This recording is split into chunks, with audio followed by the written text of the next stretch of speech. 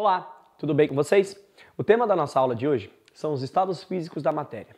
Todo mundo está acostumado a falar o tempo todo sólido, líquido e gasoso.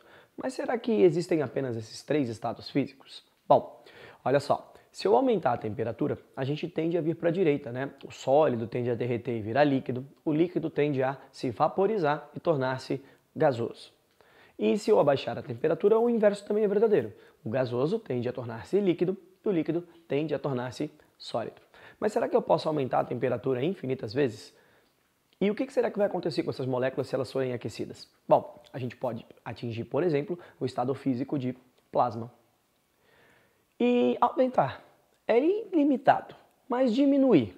Será que eu posso abaixar a temperatura infinitamente? Não, existe um ponto em que essa temperatura tranca, né? O tal do 0 grau Kelvin, ou 0 Kelvin, ou 273,15 graus Celsius.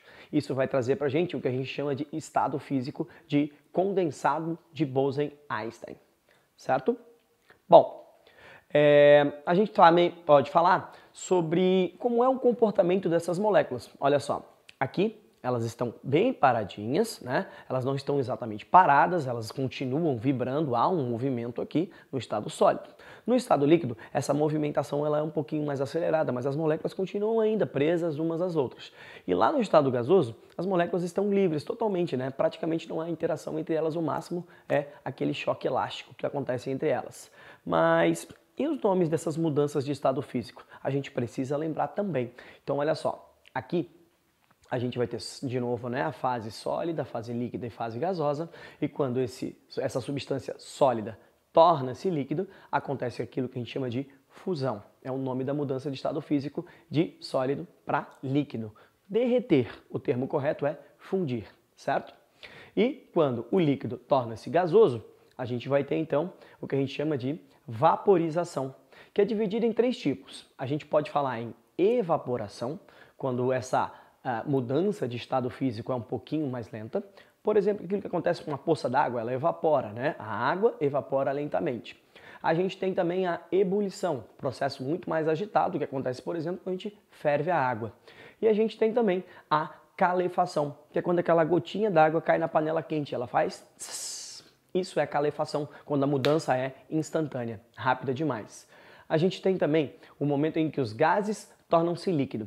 Isso pode ser chamado de condensação ou liquefação, certo? Há uma diferença básica entre condensação e liquefação, que é a seguinte: o que vai ser condensado? A condensação ela vai acontecer quando um vapor se torna líquido. Já a liquefação ela vai acontecer quando um gás se torna líquido.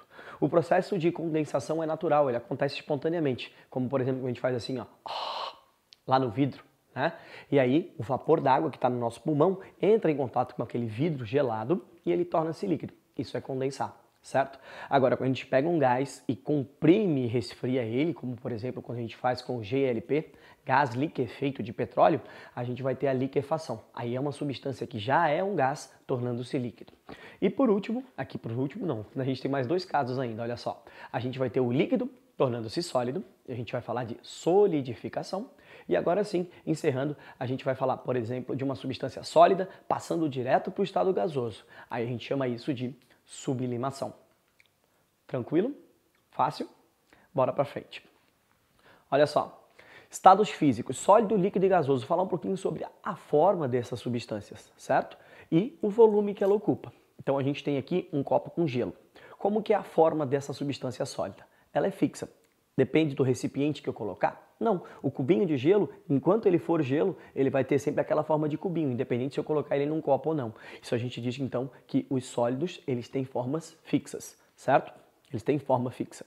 E o volume também não muda, né? Se eu pegar 2, 3 cubinhos de gelo e colocar dentro de um copo, eu não vou completar esse copo até a boca com gelo. O tamanho, né, o volume, o espaço ocupado por esse cubinho de gelo vai ser o mesmo, ele não vai mudar. Agora os líquidos acontece uma mudança interessante. A forma do líquido, ela muda conforme o recipiente ou ela fica a mesma? Se eu pegar, por exemplo, o líquido que está dentro da bandejinha, da cuba de gelo, então a gente tem a forminha de gelo e tem água ali dentro. Se eu pegar essa aguinha e derramar no copo, aquele líquido continua com a mesma forma ou ele muda?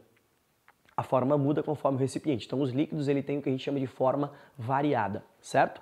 E o volume? Se eu pegar 100 ml de água e colocar dentro de um copo de 1 litro, um copo bem grande. Se eu colocar 100 ml de água, o volume continua sendo os mesmos 100 ml. Então a gente diz que o volume de um líquido ele é fixo também.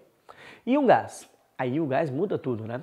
O gás ele tem forma totalmente variável, dependendo do recipiente em que ele tiver. Por exemplo, se eu tiver numa sala fechada e colocar uma seringa de um gás bem no cantinho, se esse gás tiver um cheiro característico, todo mundo que estiver dentro da sala vai sentir o cheiro desse gás. Ele ocupa sempre o recipiente inteiro, certo?